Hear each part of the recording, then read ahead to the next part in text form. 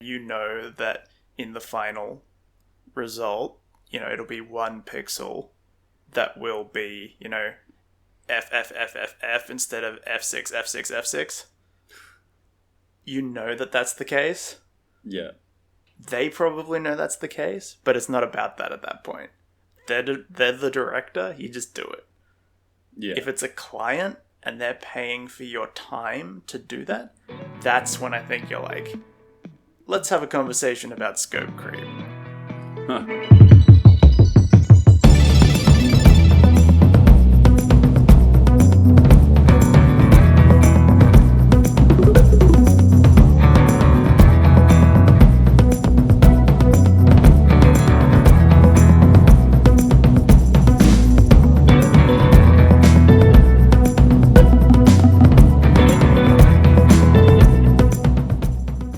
G'day, welcome to the GitGud.CG podcast. This is the podcast where two CG artists document their journey about getting good at CG art. Along the way, we're going to be sharing some of the things we've learned and some of the mistakes we've made so that you don't have to. My name's Jayden and this is Kris. Hi. How's it going?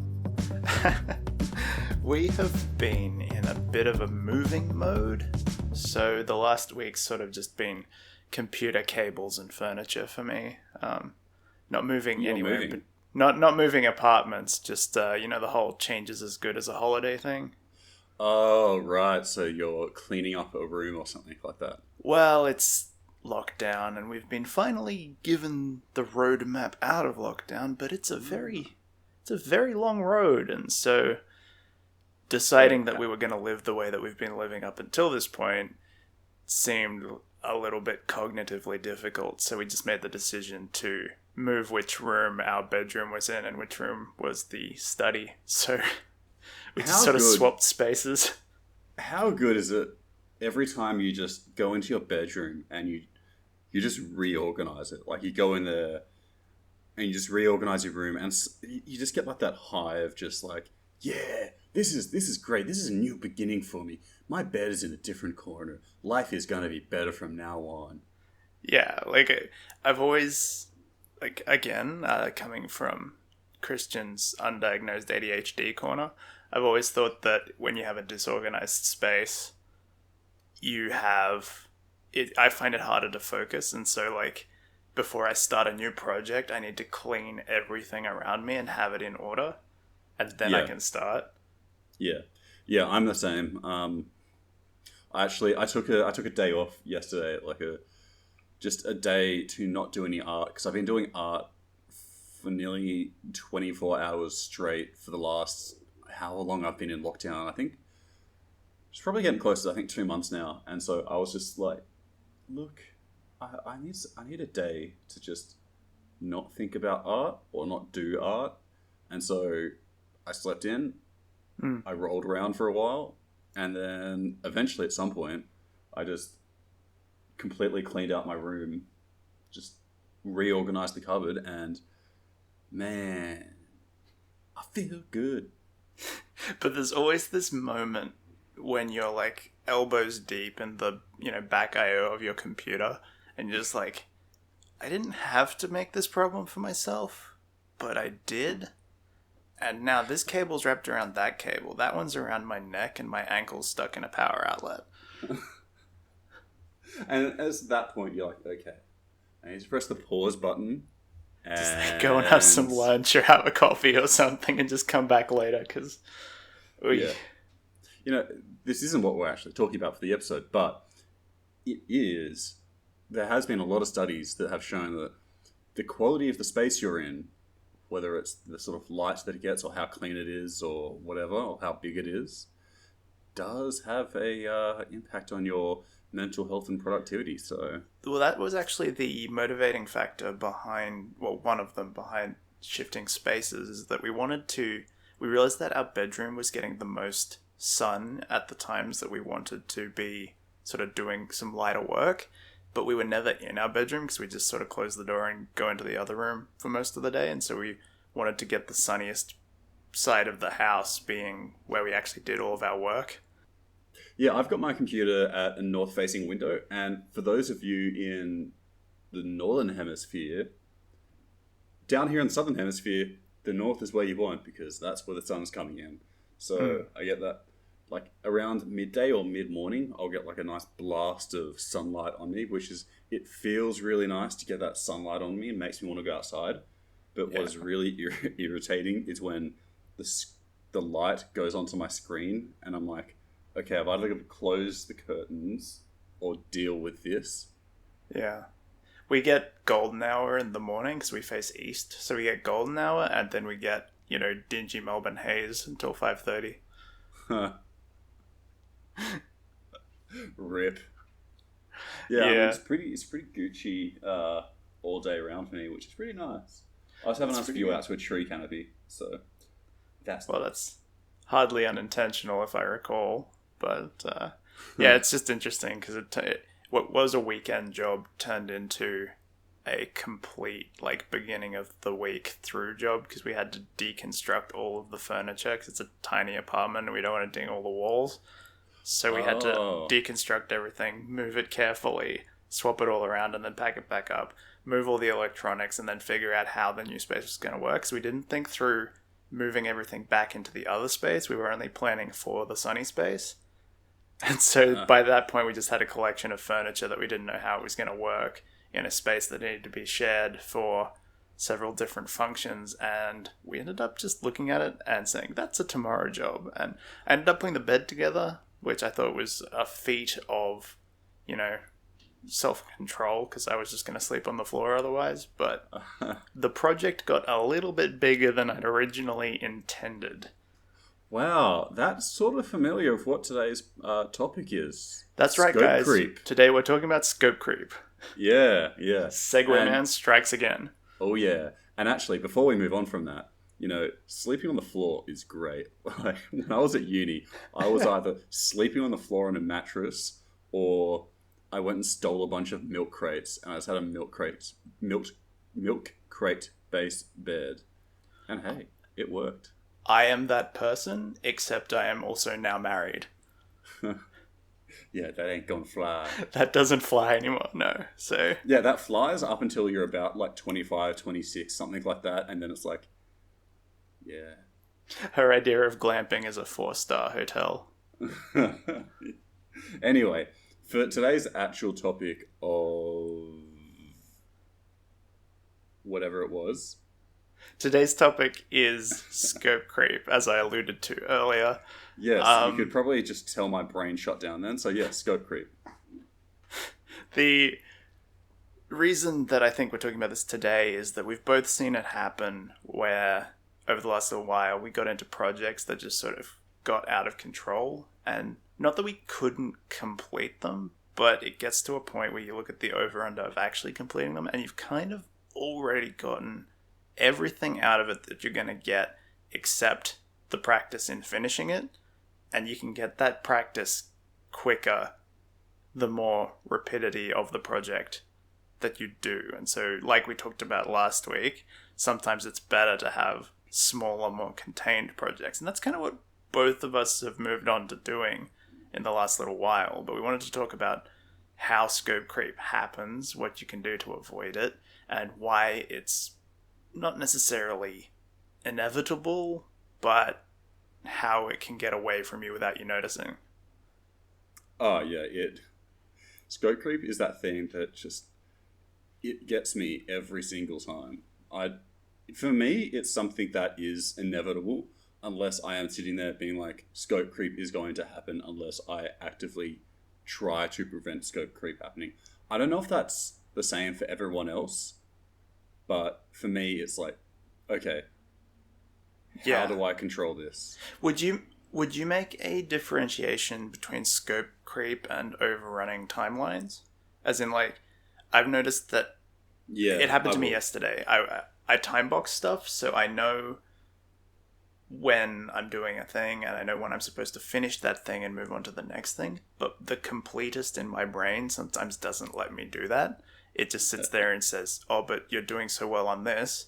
Keep doing this. Don't use your executive function and try to move on to starting another thing. Just keep doing this. And I think in there is the same motivating factor that leads you into scope creep, but I think the two are slightly different because it's like project scope creep in size versus focus scope creep in time. Yeah, they are different. I think wanting to be that sort of perfectionist and taking it to the next level is kind of a form of scope creep, sort of. But then there's also like, oh yeah, my friend asked if I wanted to go play Splitgate, and we spent 12 hours on there playing that and Valorant for 9 hours, and then we did that for a week, and now my project is a month overdue. Whoops. And I don't have any deadlines. So, yeah, whoops. Yeah, so whereas time boxing when you're actually applying focus to the problem can help minimize timeline and perfectionism scope creep, do you think that there's something you can just apply broadly to project planning that stops it from ballooning out of control? Yes. I'd say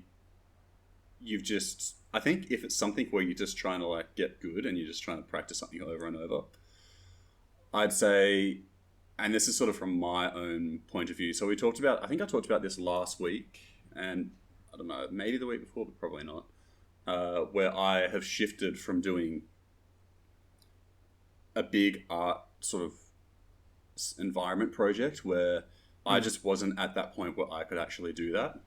And so I scaled back, and I'm doing a 3-day iteration of props. And so the intention is at least, first day is concepting, second day is modeling and unwrapping, third day is texturing. The reality has come out that first day is texturing, modeling and unwrapping. Then the next 2 days are texturing, which is better because it gives me more time to polish those textures. And from my experience, I've done, I think, 3 now. Yes. I'm up to my 4th one at the moment. So I've done my first was a Japanese stone lantern, then it was a sort of dwarven kind of beer mug, then it was a wooden battered shield, and now I'm doing a treasure chest. And are you going to upload those anywhere?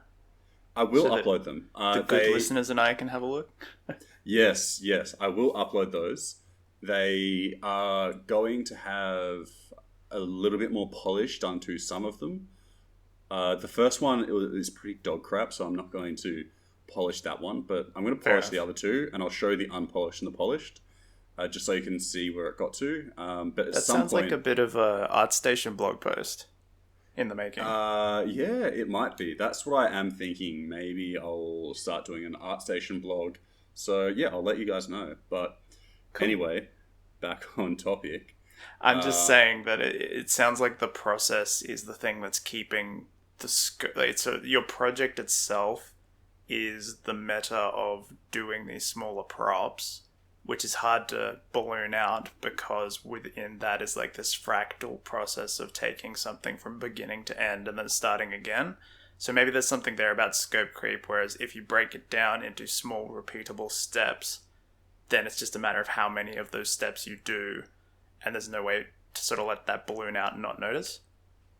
Yeah, so it's what I've noticed is setting the expectation of doing this small project in 3 days really helps me to stop my scope creep. And the more I do it, the more in that early planning phase, I'm thinking about how to prevent scope creep. So on the first 2 projects, I was really kind of just like, oh, yeah, I'll add that. Why not? Yeah, why not add that? Now for these latter 2, I've kind of been thinking, that's really going to be pushing it to get that done. Okay, well, I'm going to add this in, but I don't know if I'm going to have time to polish it. So, it's on the back anyway, so whatever. Or I might be like, look, I'm not going to add this in because from my last experiences, I didn't get time to finish that. So I'm going to I'm going to avoid having things left undone. So I'm going to pull the scope back to something that I know I can manage in that amount of time. And that's the key though, isn't it? That's the experience to know how long each thing is going to take. I think that's really the key, because I ran into this a while back as well when I was trying to do a 1 hour block out. I had an exercise that I was doing where I wanted to do a block out for an animation that I took from, rig and T-pose to most of the key poses within 1 hour. And it was working really well. When the scope of that ballooned out was when I started liking them and I wanted to take them through to something final. But because I had only planned for 1 hour to do the block out, what started to happen was that because I had a greater ambition for what it was going to be, I started putting more poses in, and the more poses you put in, the time comes out. And if you haven't been over that process a few times, it's very easy to put in something that then makes it so that you either don't finish it, which sometimes is a hard thing to mentally look at when you're after a finished thing, or you just aren't able to hold in your head the possibility that it might not fit within the time you've allowed it, because you don't have the experience to know how long that's going to take. And the real ballooning out of those projects was when, instead of just leaving them as blockouts, I wanted to polish them to upload somewhere. And so I started polishing the first one, and then 3 weeks later, I was still polishing the first one. It's animation, man. Weeks later, it's animation, man. Look, there is justification in that you thought, okay, I'm going to do these 1 hour things, and then you extrapolate one of those and go, okay, polish to be portfolio piece. So there is justification in that. But the thing is that I had put enough in that block out to warrant 3 weeks of work. Anybody who's done animation knows that you can take a lot of time and it can still look like unfinished 3 weeks in. That's not actually that surprising. The surprising thing is the value you actually get out of that exercise, and it's the practice finishing that you're trying to derive from that. And so I stopped doing that for a while, and I actually went out with the intention of doing a longer project. That felt better for a while, but then you realize that all you're doing is justifying how long each one takes. And so when there is justification for it taking longer, it's easy to keep justifying that past reasonability. What I think about doing these smaller projects and learning how long it takes to be able to do these things, I think it's really good experience for before you get into a studio job to be able to know how long it's going to take you to do things. So when someone in the studio says, hey, can you do blah, blah, blah, you can actually say, yep, cool, that'll take me, a day, 2 days, 3 days, whatever it is. And that's really valuable. What directors or creative directors really want to know is, of course, they want things done quickly, but if you tell them that you can get it done in a day, but you're low key in your head thinking, oh man, it's going to take a couple of days. They want to know that. They would rather know that now than know it when you don't achieve it in a day, and then they have to move a ton of other things around. Yeah. It's like, eat that frog. Just tell them up front that it's going to take you how long it's going to take you. And the only way you're going to learn to know how long it's going to take to do these things is by doing them, and by doing them at a repetition. And it is a learning process. You don't have to do that immediately. That's sort of what I was getting at by saying it's experiential based, because I know now from that experience that where I am in my intermediate state is I can definitely do this stuff. I've done this stuff. I've proven that to myself and other people. What I need to work on is speed.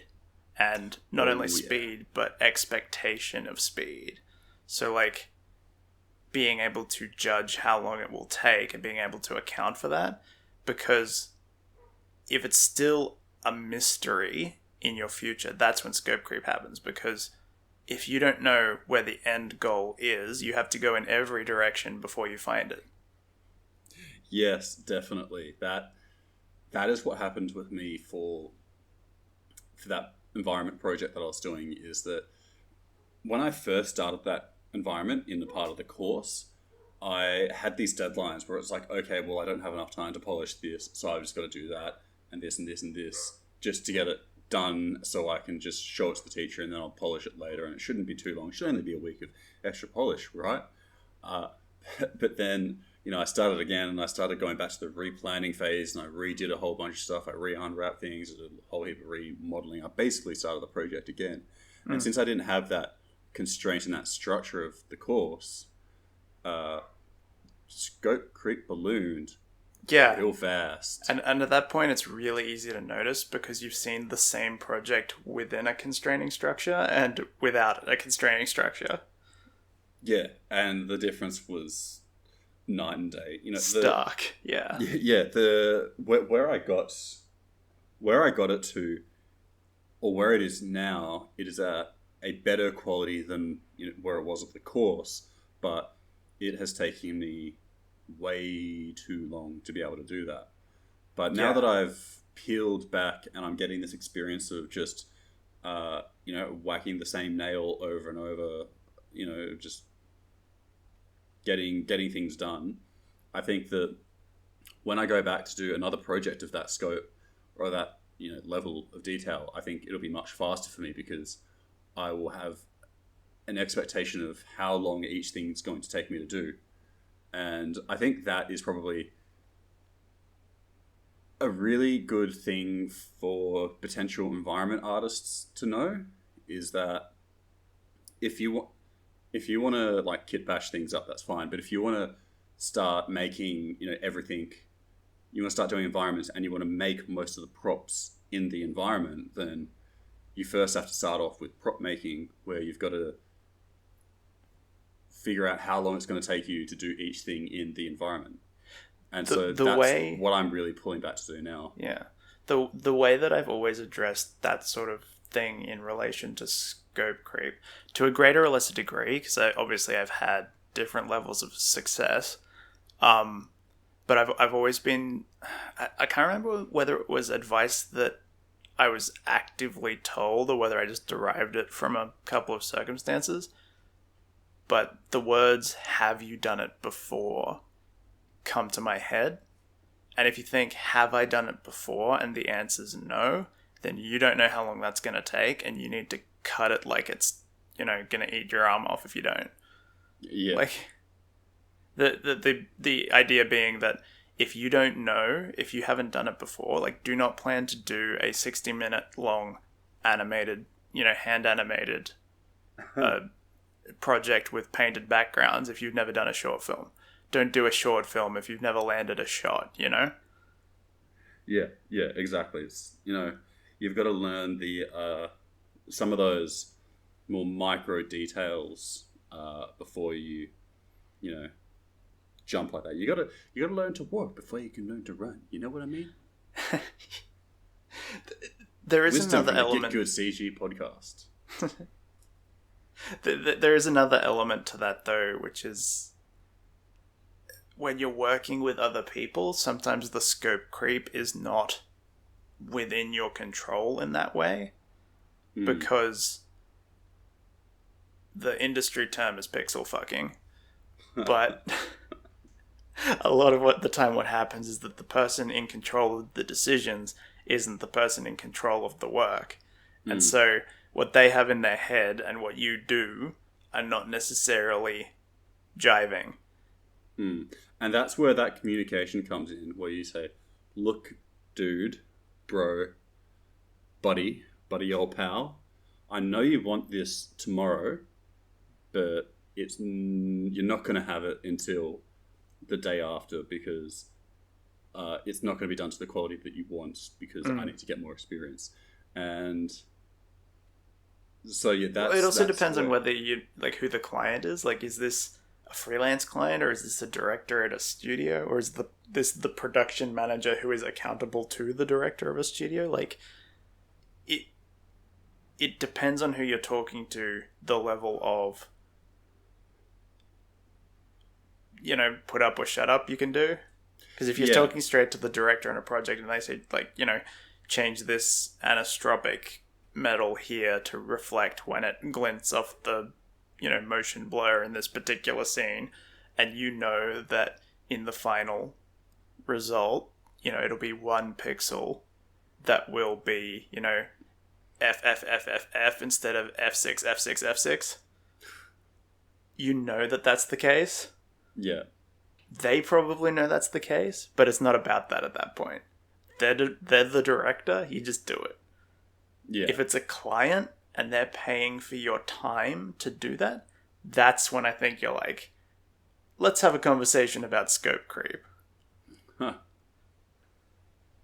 I think it really depends, like you said, on the context of who it is, but I think for a lot of it, it also comes down to how you say it, depending on who you're saying these to. If it's really specific things where it's like, okay, yeah, change the roughness of this to be whatever, then that's fine.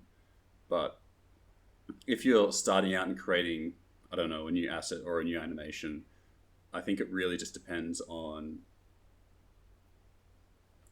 how you say it to who. If it's a freelancer kind of thing, it's more like you've got to handle it more like a business sort of person. Whereas I think if you're working in a studio, you can be a little bit more lenient, say, look, yeah, I'm still sort of developing and, it's just going to take me a little bit more time to learn how to do this. Whereas you don't want to sort of let off on that as a freelancer. And the thing is that when you look at scope creep, both of those situations are situations with built-in accountability.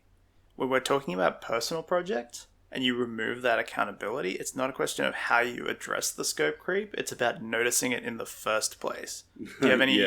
Do you have any sort of like ways apart from just like eliminating it by making the shorter projects that you found help you notice when maybe you're making decisions at a particular level of detail that don't serve your final intention?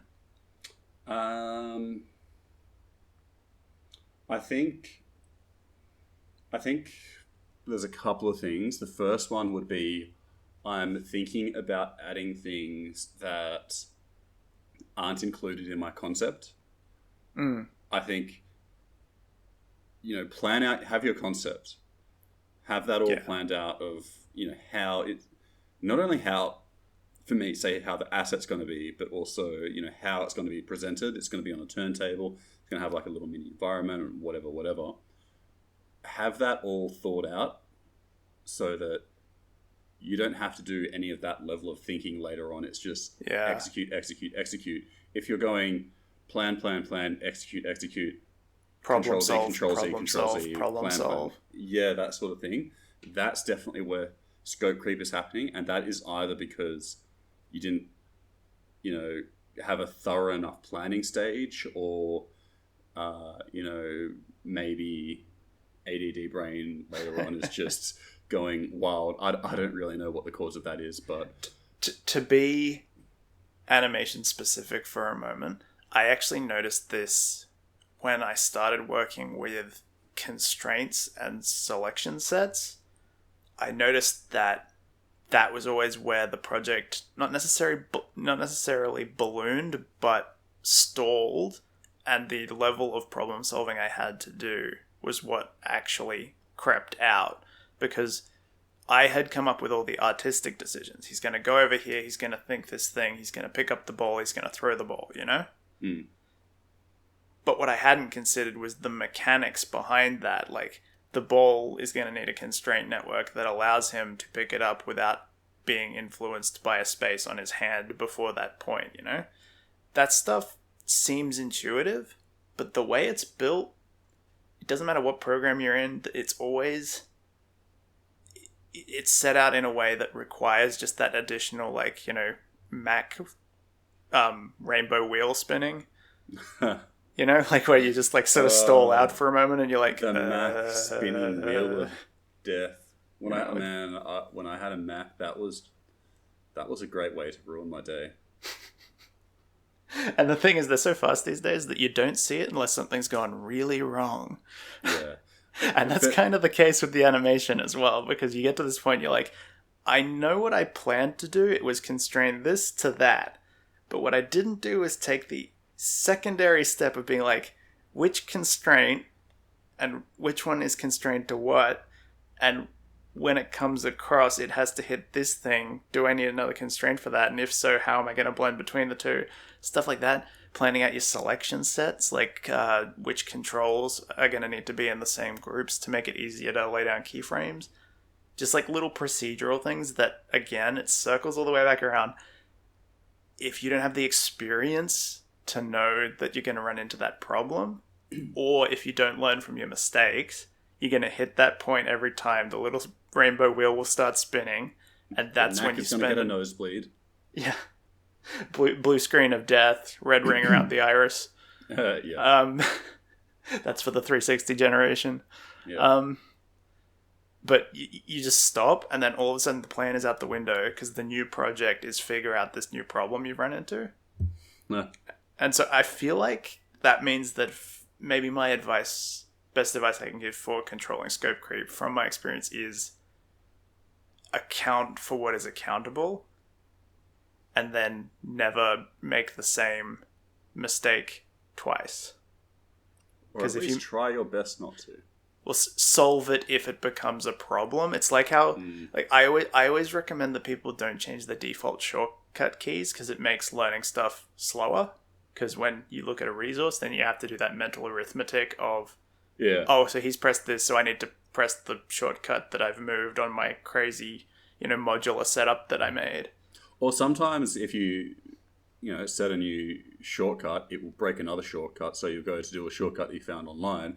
You got to do that shortcut and it doesn't work because you changed. Or it does something else entirely. Yeah, my point with that is that if you do change your shortcut keys, you're adding a barrier between you and the thing. If you don't understand how you're going to lay out your constraints, you're adding a barrier between you and the thing. If you don't, give me a painting one. What? Give me one for painting. What's something that can come up with it if you don't plan? I don't know. How are you going to do your baking, I suppose? Right. So you know how to bake. You've baked before, but you haven't planned how you're going to bake this. And then you realize that you've got, an internal volume, right? So you actually need a cage, and you haven't used cages before. Yeah. And then you have to try and figure out how to get a good result with that, and also not get too good a result that it's going to take you 9 years to actually get it. So all of a sudden there's some ambiguity there. And so it's better off when you're in that exploratory phase to stop, figure that out. In my case, I would write it down so that I had a process. And then whenever you run into that again, you now have a process to address that. And that way you don't end up going down this rabbit hole of scope creep. So I think that procedurally, I think that ends up a little bit more like the time-based scope creep that we were talking about at the beginning. Yeah. But it is still scope creep because it makes the project girthier, Girthier, yeah.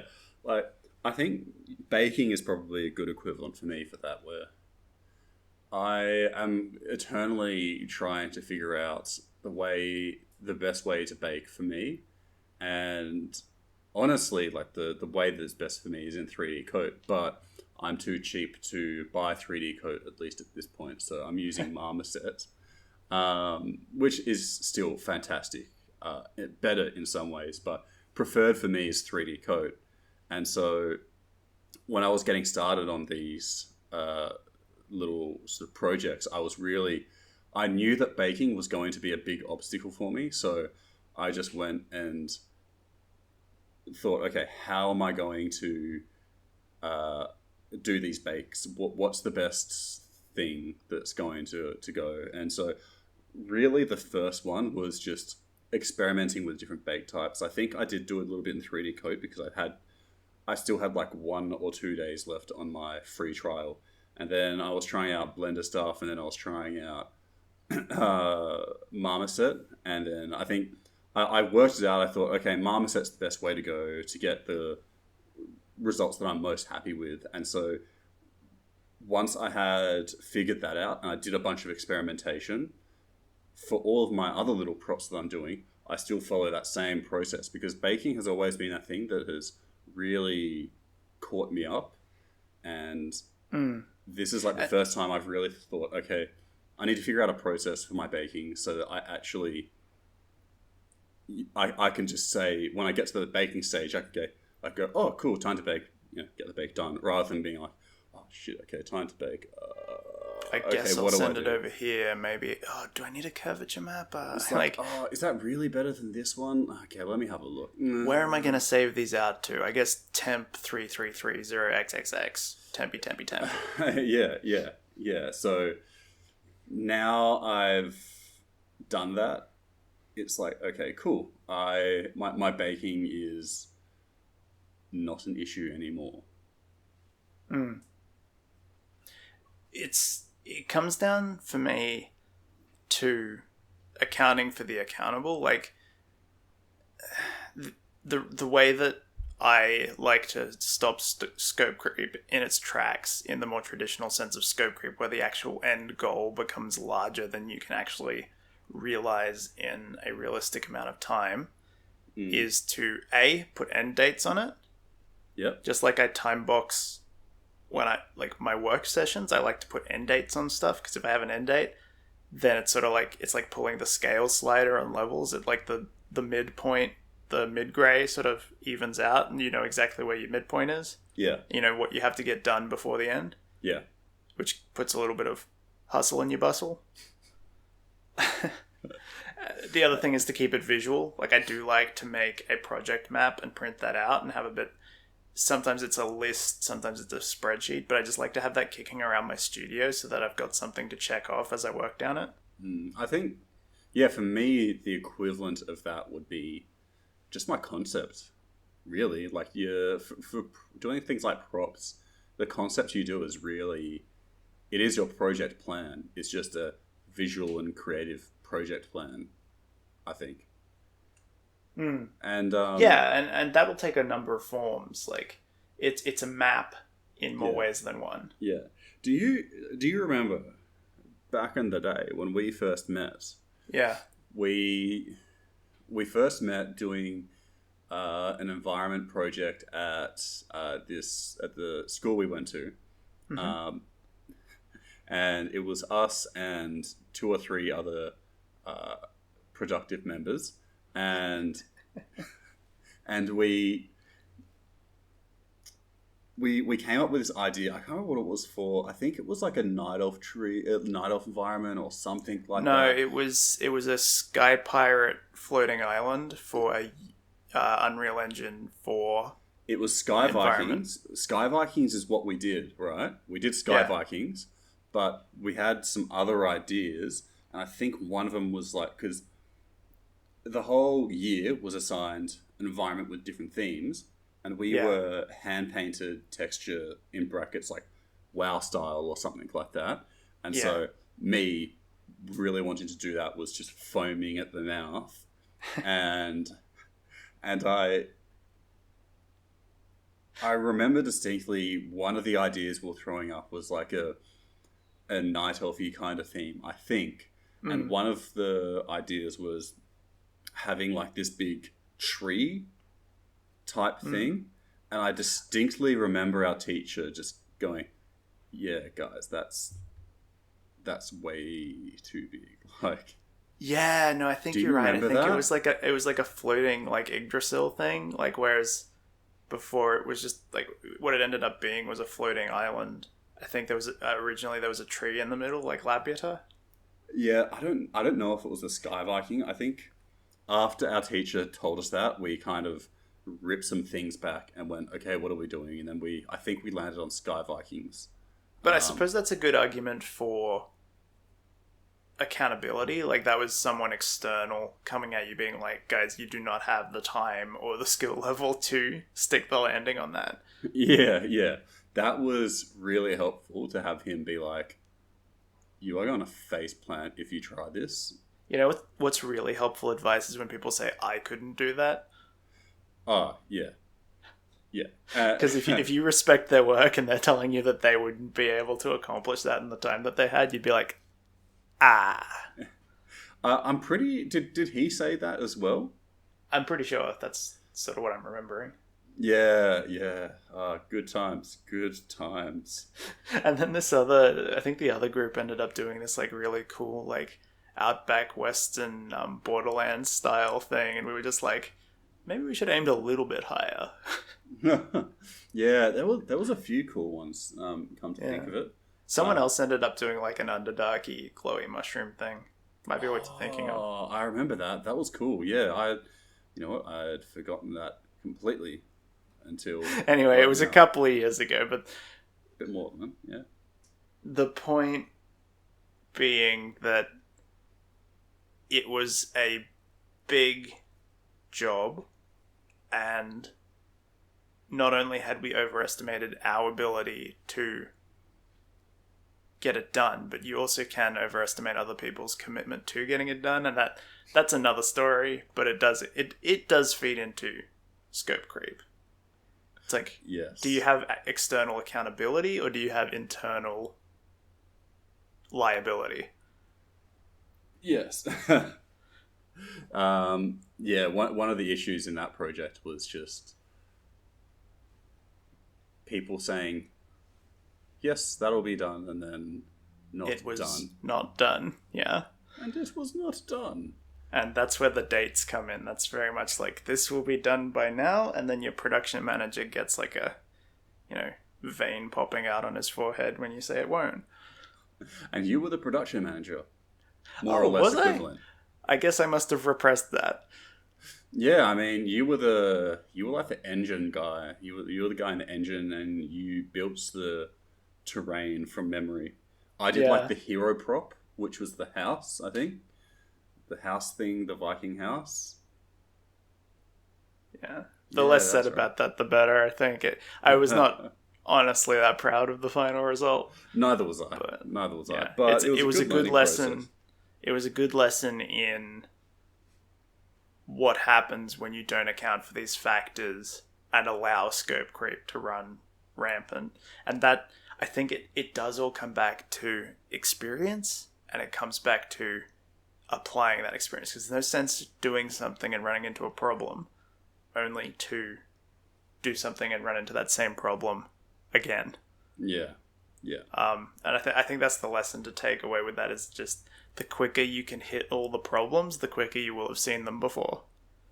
Yeah, so if you're new and you're starting out, feel free to face plant as much as you want.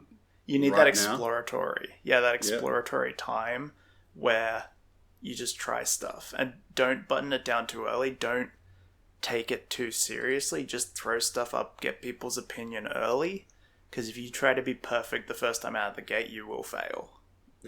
Yeah, and that's something Kris and I can really attest to. That is our timeline. It is trying to be perfect and failing.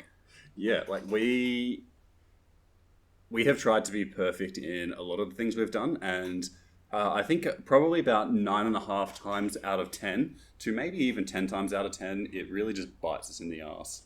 And it just leaves you with half the work of somebody who doesn't care as much. And that stings. When you see somebody who does not care about the thing you love, but is producing better work than you. Because they're just getting it done. Yeah. Don't be like us, Sonny. Yeah, like in the intro we said, learn from our mistakes, because we've made plenty and we'll be sharing all of our bad laundry here. Speaking of, if we're going into a bit of the meta context, we had a question from one of the listeners on the last podcast, didn't we? Yes. The famous G-Bread, garlic bread himself, the faithful listener.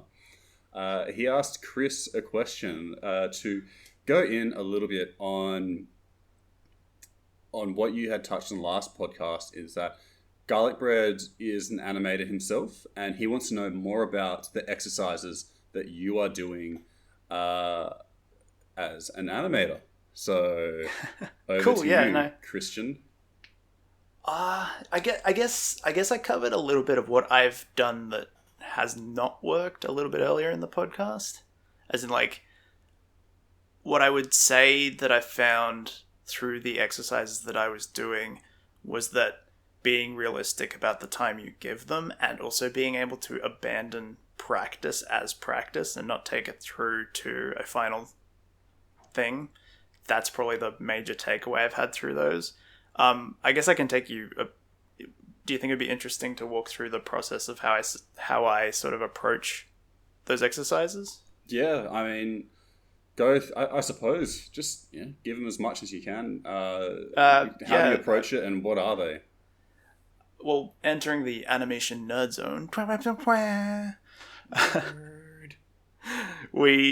I've got a notebook where I've written down a bunch of prompts. So I've just gone through and I've thought about stuff that I want to practice, stuff that I'm not good at, any sort of like little game animation or animation that I haven't done that I would like to get better at. And I've numbered those, and I actually just roll a dice. When I'm starting a exercise, I roll a couple of dice, and then the sum of those dice, I look at that number, and then that's the exercise that I do, because that takes away the executive sort of function. I have to decide what to do now, and it provides you with a challenge. So if you don't really want to do that in that moment, you have to find a creative way to approach it. That's kind of representative of what it's like to be in an industry. You could really feel like doing one particular thing, but your boss goes, no. You get cast on something you are doing worse. Yeah. That's a really good way to sort of, I suppose, simulate the industry. Yeah, and I think I'm at the point now where I haven't done everything on the list, but I might have to shake the list up a little bit, because it's supposed to target areas that I feel a little bit weak in. And I feel a little bit stronger in a couple of those areas now, and I'd like to put some other stuff on that list. So, I don't know. Let us know. Let us know either in the comments or emailing us if you'd like me to share that list of animation prompts. Because, I mean, it wouldn't take me long to just pretty it up a bit and share it as like a resource. But I'd have to probably digitize it. Yeah, do it. Honestly. So what are these exercises? Here, I've got it. Where did I put it? Sorry, it's in the other room. It's a list of... So I've got 6 columns. Yeah. Of 1 to 20. Each column is a different topic. So I've got general body mechanics. I've got, common game animations. I've got stuff that I'm not so good at, stuff that I want to work on, and each of those 6, I can't remember them off the top of my head, but each of those 6 is 20 animations that I could think of a prompt for that. Mm-hmm. And so I'll roll a d6, and then I'll roll a d20. And so then it lands on 1 to 6, that's the column, then you roll the d20, out of 20 prompts, that's the exercise you do. Right, and so those exercises that you're doing, what's the timeline for those? This is the thing. I'm still sort of dialing it in. Because of the nature of it, different prompts take different amounts of time. So, for instance, I've got a walk cycle on there. I've done 1 million walk cycles at this point. But I still find stuff to learn in those walk cycles, and that's the thing with the randomness. If you get the same thing twice, then you have to think more creatively about it and like approach it differently. But I suppose something not even. You can still do the same thing. It's just drilling the same thing into be a habit even further. But it's kind of whatever you want to get out of it, I suppose. Yeah, and I would recommend making it a bit more interesting than that, because it can get pretty dry pretty fast. Yeah. The main timeline, like you asked, is that I thought that maybe if I could do a block out for each of those things in an hour, it would generate enough projects that I can then go back and polish if I want to go practice polishing. Yeah, okay. And so I was sort of trying to generate enough of those. But the thing was that some of them do take a bit longer. So for instance, walk cycle, I can do in an hour. Mm-hmm. But I think I had on there what was another one? Like vaulting jump, or dyeing animations for games or something like that, that requires not only a bit more thought, but a bit more context. And you have to think about the character, you have to pick a rig. There's usually props involved, which means you have to set up your constraint networks. That's what's been sort of stalling me on those a little bit, because if you have to make a bunch of decisions around it and actually set up the scene, not just like, import the rig in a pose and then get to animating, it's longer than an hour. So actually what I've started implementing but cannot talk to the efficacy of it yet, because I haven't really stuck the landing on it. Because you've been doing those 3-day, the props? What I was thinking was breaking down these exercises into first session, I do all the planning, reference gathering, and scene setup. Yeah. Second session, I do the block out. Third session, I do a bit of polish. And then maybe I'll put another session on the end for like rendering out and finishing. Which does bring it out to probably, like, what if I'm doing that within a day or within 4 days, depending on how I break it up. It does bring it out a little bit more, but, the whole sum is better than nothing. Just because I can't get something out in 1 day doesn't mean that I'm not gaining speed by doing it. Yeah, so it's kind of like practicing the pipeline. Yeah. Yeah. Yeah, it's getting to the point where I'm comfortable just throwing stuff down and seeing what sticks. Because it's tricky. Because I did a series of lectures with a bunch of really proficient animators earlier in the year. I talked about it on the podcast. We did some workshops. A lot of their advice was really good acting advice. A lot of good, like, how to get into the head of your character and really be that character. And including that stuff in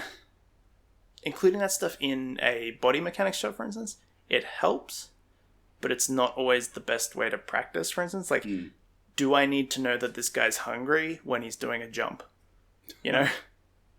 And so dialing that in and finding the balance there is what I'm really working on, because I love getting into that stuff. I love, like, it's cold out, and so he's probably a bit more, like, drawn in towards his core, while he's doing this thing. And, or, like, he's just had a breakup, and so he's doing this thing, but he doesn't really want to be there, like, acting stuff. Yeah, telling stories.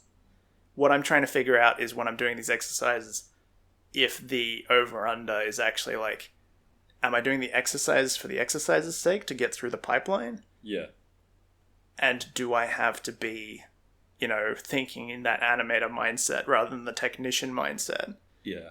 All the time. So that's sort of what I'm playing with at the moment. So what you would say for garlic bread at the moment is that what you're doing now is you're doing something similar to the prop thing, where you've got approximately 4 days and each day represents another part of the pipeline. And the end result isn't so much what is the important thing. It doesn't have to be, a polished turd or anything like that. It can just be sort of whatever. The important part is the practice of the pipeline of, you go, well, I start here, and then I go here, and then I go there, and then I wrap it up here at this, and then that is the theoretical pipeline. And you are practicing that, a repetition of every 4 days or whatever it is. At the moment, yeah, I'm still in the first few, so I'm still sort of dialing it in. And I wouldn't take that 4-day number as Bible verse at the moment, because... Oh, totally, yeah. For me, I kind of picked 3 days out of ambiguity. Yeah, I'm sort of trying to break it down into what I anticipate I can do, how long it's taken in the past, and then sort of taking a bit of time off that to try and, like, hustle me up a little bit. Yeah. So, but can you break those... Can you break those 4 days down a little bit again, just so that we can really sort of crystallize at this point where it is? Like, you can say it's going to change, but how is it for you at the moment? At the moment, the first session is a lot of, well, it's obviously finding out what it is I'm going to animate. So I roll up a prompt. Mm-hmm. Then I do a lot of, like, reference gathering. So, for instance, the one I'm working on at the moment is a freestyle swim. Mm-hmm.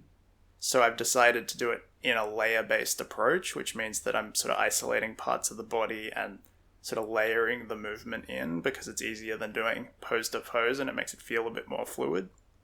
Right. So yeah.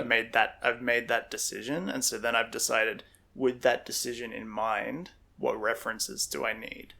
It's COVID, so I can't go to the pool and film myself swimming. I probably am not the best swimmer in the world, so I went to this, what do you call it, Speedo YouTube channel. They have a bunch of form videos for different strokes. And so then you can just screen cap those and put them in your reference file, and then you can go in and really like dissect what's going on with that movement, and then cross-reference that with any other like pose photos and that sort of thing you can find. First day is very much just reference gathering, idea generation, and processing that reference into a plan. Second day will be blocking out, getting the layout, the scene together.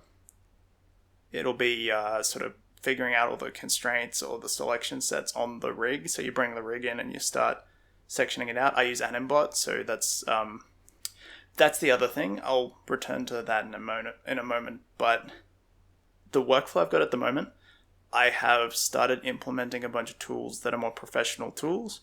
So I'm not just using vanilla Maya at the moment. I am putting in stuff like Animbot and Pose Library and a bunch of other tools that they use pretty commonly in industry positions, which is slowing me down a little bit because I'm having to learn that as I apply it. It will speed me up later. I already see that the workflow is better. It's kind of the equivalent of me sort of going, okay, I'm going to figure out my baking now.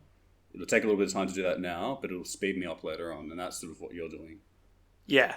I've added some tools, so I'm aware that there's some ambiguity there that's going to slow me down a little bit.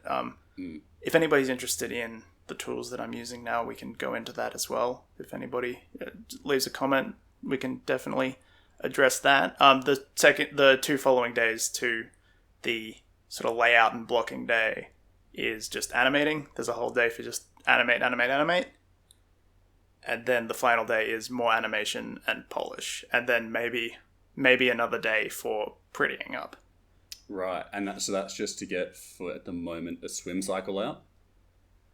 That's the plan, yeah. Right. Because you can polish until the end of the earth. And the thing is that your choice of rig when you're practicing does dictate that as well. Like, say if I go and get, the Malcolm rig from Anim School, which is like this really heavily controlled, like very minute detail rig, it's going to take me longer than if I just use like the body mechanics, Dex rig, who doesn't have a face and he's just a bunch of blocks.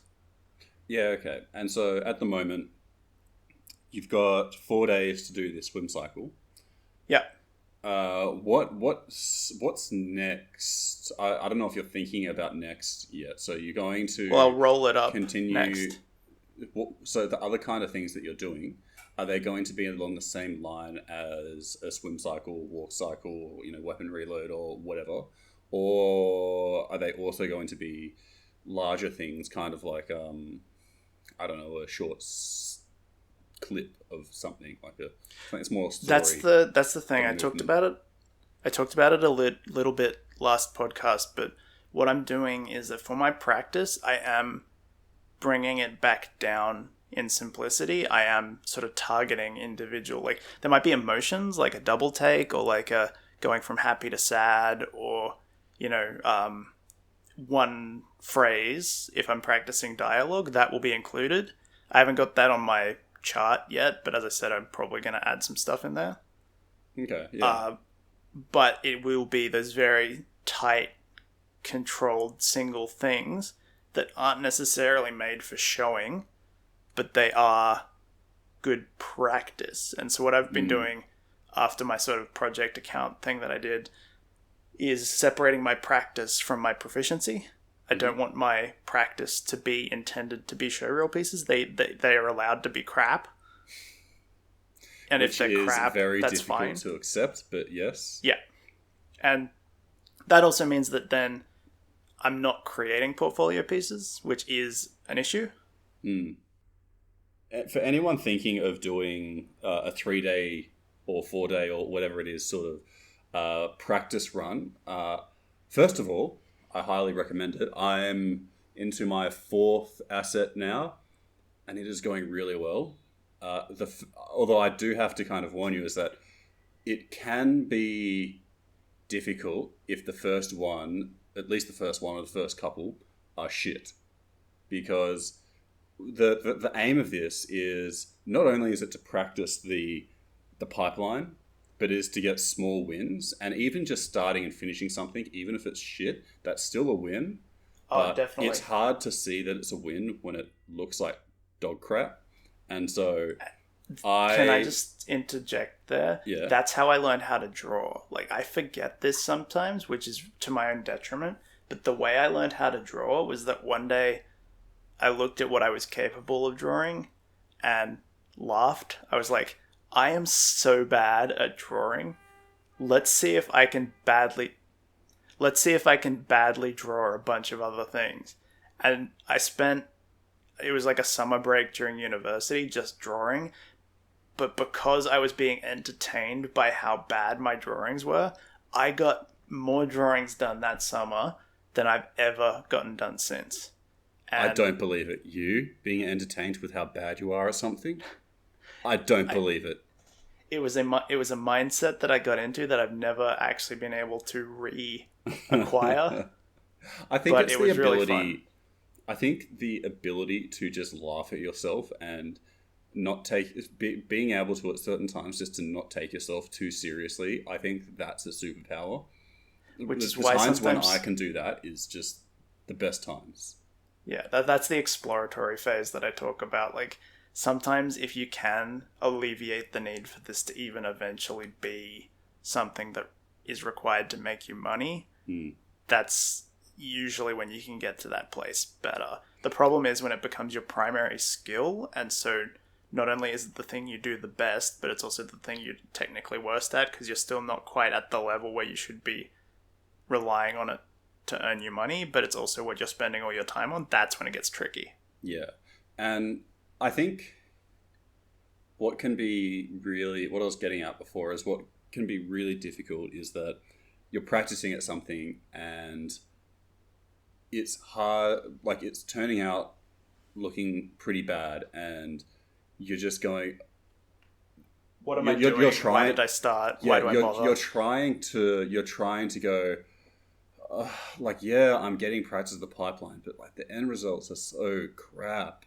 And you kind of get that really demotivated. It's like you don't even get that win. You really have to actively remind yourself that no, you did get a win because you have practiced the pipeline. It just means that you need to expand that out a little bit to get a polished version. What you're trying to get out of this is the process of the doing.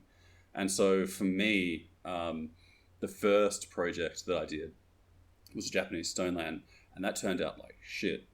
I nearly didn't continue with 3-day project after that one because I was just looking at it being like, this sucks. What am I doing? Should I even be an artist? Should I be a game artist? Like, should I even bother? I questioned myself hard because this sucks. And then the artistic intrusive thought is real. Yeah, and then I did another one, and it just so happened that the second one, because I thought, okay, I've got to really pull this back, really pull it down to something simple. And I did a sort of stylized fantasy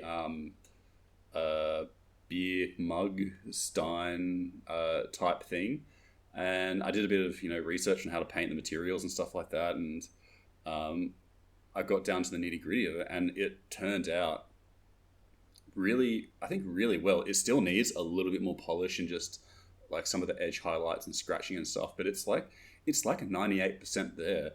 And because I got that win, I'm like, oh, awesome. Like I can actually, this is worth doing. And so I think when you get those quick wins, it does inflate you a little bit to get you through the rest of the hard stuff you have to do. Yeah, but I do think that you can underscope, and I think that's when you're not getting those quick wins. Yeah, and so when I go forwards now, I can look back at some of my better projects and actually go, no, this is worth doing because this turned out really well, and that wasn't the intention for it to turn out really well. The intention was to learn the pipeline, and so not only did I learn the pipeline in that instance, but it turned out really good. So there is a point in continuing. What do you feel about that? Do you feel like if you look at your old work and you like it, do you think that's good or bad? Because for me, I've always been a little bit hesitant, because if I look at something and I'm like, hey, actually, that's not bad, and I did it like 2 years ago or something, I'm a bit like, could I do that now? And then if I, like, and you get to this point where it's like, am I improving? Here's the thing. I don't know if I have really had that. Like, I've had it in a sense where I can look at it and I can go, oh, that's pretty good. But then I can point out the things where I'm like, that's not really that great. Yeah, that's not really, that's kind of lacking there or whatever. So I kind of look at it and I go, that's pretty good. And I appreciate it for what it is. But I can also see where, it does lack. And when I can pick up those things, that's how I know I've improved. Yeah, maybe it's an artifact of having a bit of an eclectic skill set, because like you might be turning the burner up on one thing more in a particular season. Yeah, I mean, I have explored many things, which has been a good and bad thing to do. It's been good to sort of really figure out what I want to do, but it's also been bad in terms of, man, I could be working for a couple of years by now, but you gotta be where you are. Like that's actually good advice as well for anybody listening. You gotta be where you are. If you're not where you wanted to be, or where you can see a path to where you're being, or like where you would like to be, it's fine. Like, don't beat yourself up on that just because there's a theoretical better version of yourself that could be a lot of different places. Just accept that where you are is where you are. You can't change the past, and you can't steer a parked car. Yeah, so you gotta move. But, at the same time, I'm pretty happy with the things I have done because I've learned a lot from them. I have practiced a bit of character art, and I do actually really enjoy characters. And every time I think about character art, I do have to sort of resist that urge to jump on that bandwagon. I think there is a bit of CG masochism that comes into play. Like, I've seen it with so many people. Like, you get that rhetoric from everybody when you're starting out. Like, you can barely make a cube do what you want it to do, and you do want to do characters, and everybody's like, characters is so flooded, you're better off doing something that nobody wants to do. Don't go into the thing that's actually interesting because it'll be a flooded field. And you're like, okay, yeah, I'll start on something else. I'll be a lighter, or I'll be like a prop designer or something like that. And you really focus on that. And then nobody ever like fires that gun that's like the starter gun. It's like, now you can start working on the thing you want to do.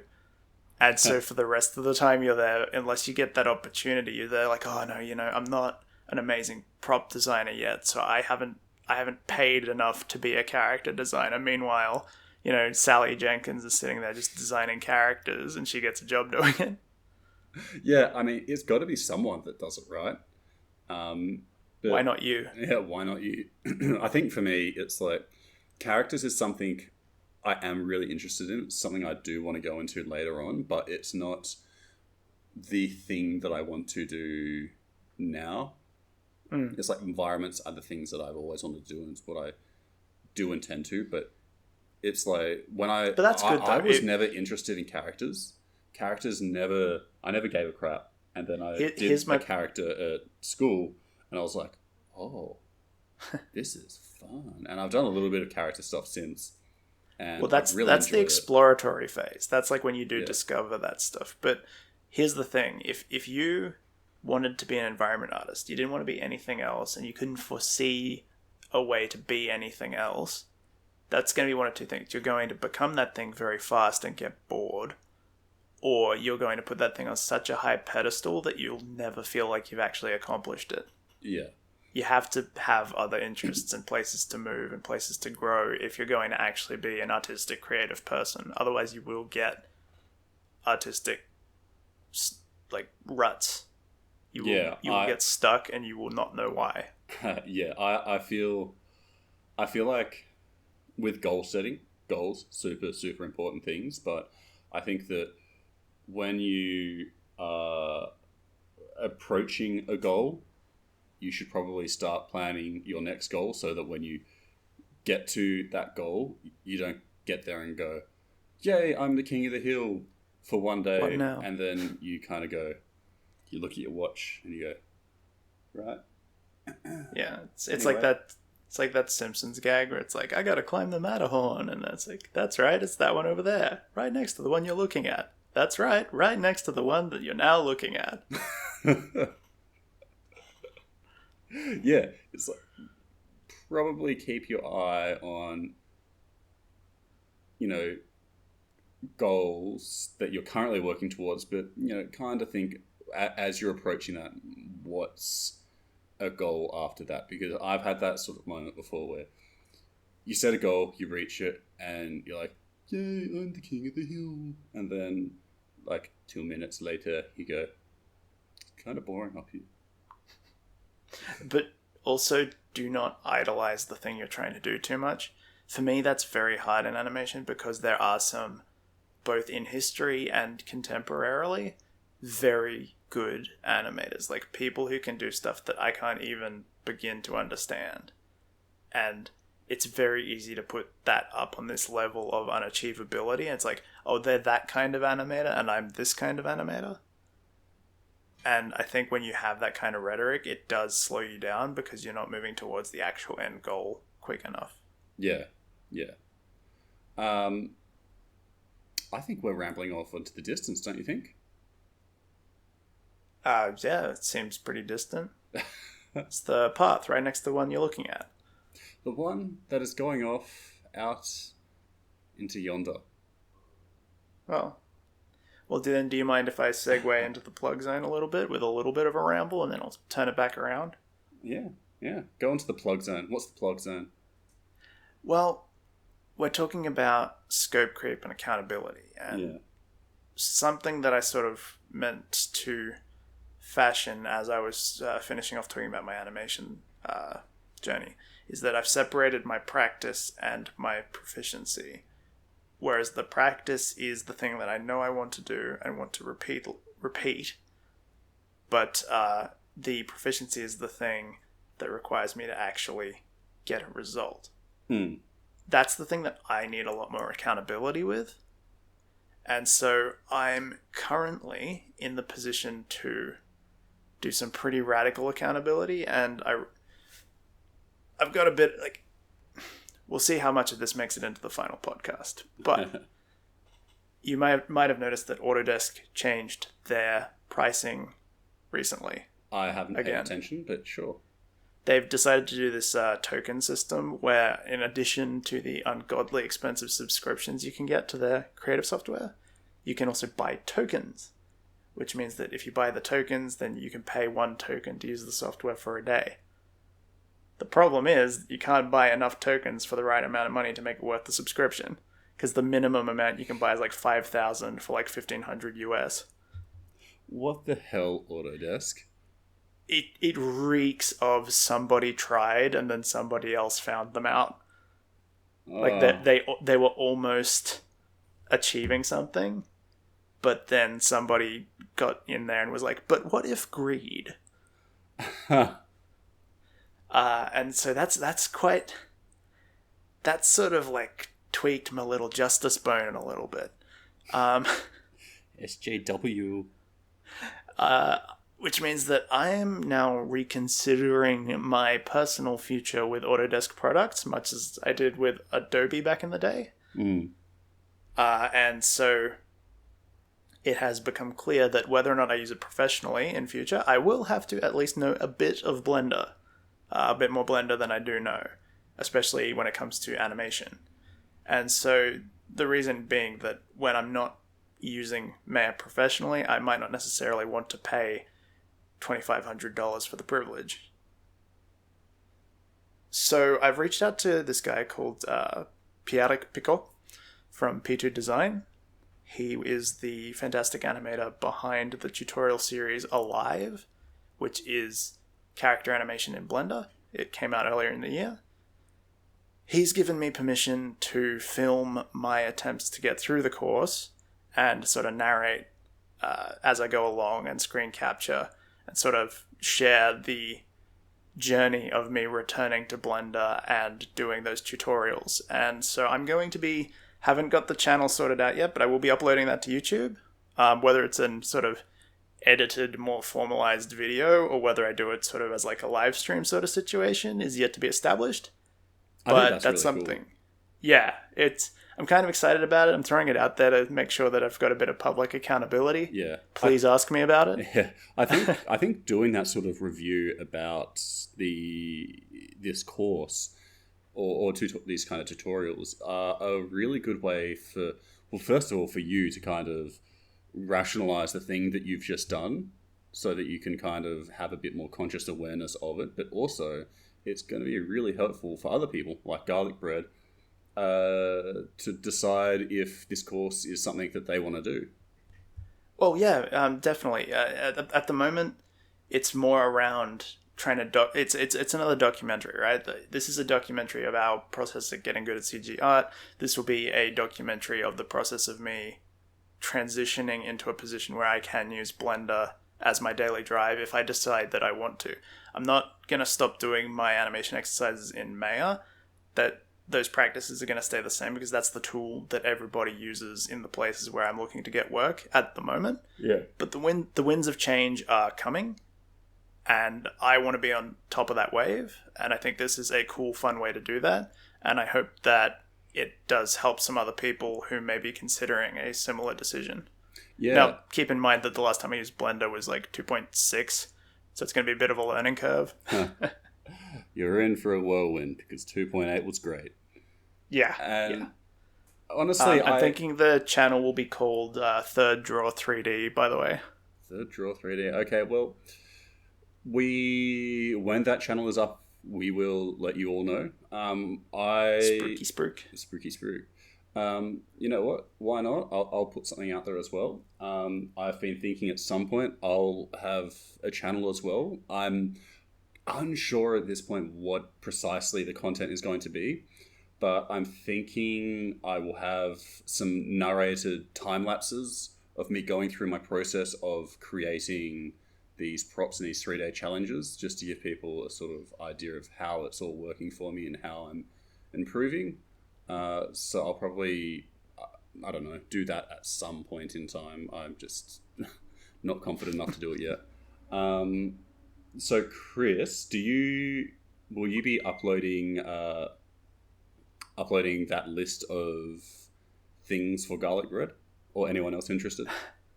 Well, let's not go putting it entirely on our friend Garlic Bread there. I'll say that I am going to try and make it look a bit more professional than a scrolled list in my notebook. If anybody's interested in me uploading that, it won't be on the show notes for this podcast, but it may be in the next if we get some interest around it. Because there's no point in me throwing it up and getting it to a point where other people might want to look at it. If nobody's going to look at it, that's just a lot of work that I have to do that I don't particularly want to do unless there's some interest. So let me know. If I get 3 interested people, I'll throw it up. All right, cool. Well, you heard it there, folks. Kris, where can they find you on where can they find you on social media? You can follow me at animatorkris anywhere on the internet, and soon Third Draw 3D. Ooh, Third Draw 3D. All right, well, you can find me on Twitter at JSTO_R and on Instagram at Jayden.Ray, spelled R-A-I. See ya. Bye.